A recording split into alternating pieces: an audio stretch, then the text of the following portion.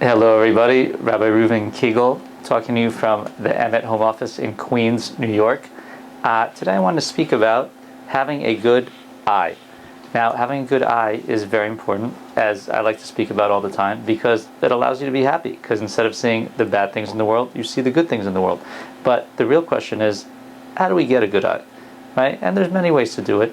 I just wanted to hone in on something today, because remember, having a good eye involves training yourself to see the good, right? It does not come naturally, but after a few weeks, a few months, a few years, you become quite good at it. So a good way to start is to pick someone in your life, right? Pick someone in your life, maybe your husband, maybe your wife, maybe your child, maybe your parent, and try to, for a week, give them a compliment every day on something. Then the next week, pick a different person and give them a compliment every day on something. If you do this for a few weeks, you'll get used to it. And all of a sudden, you'll have a very strong good eye muscle. Now, why is having good eye so important? Because you have to remember, everything that Hashem creates, everything that God gives us is good. And it's up to us whether we see the goodness or not. So if you have a good eye, you're always going to be able to see the goodness of what Hashem gives you. So I'll give you an example of something that happened to me one time in my life.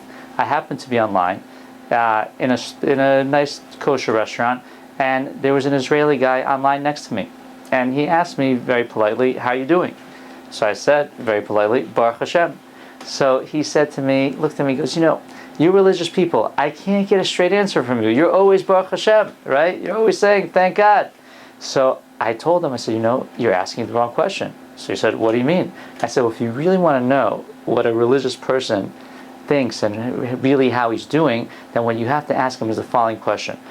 Because you have to remember, everything from Hashem is good, just whether you see it or not. So this is the question you have to ask him. This is what I told him. You have to say, is the goodness in your life revealed, or is it concealed?"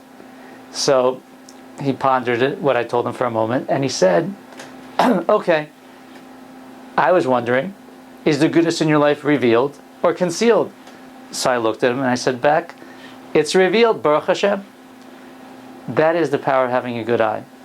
You'll see that everything in your life is for the good, and even if it seems bad when you're in the middle of it, if you practice enough, if you see the goodness enough, you'll be able to see the goodness in every situation.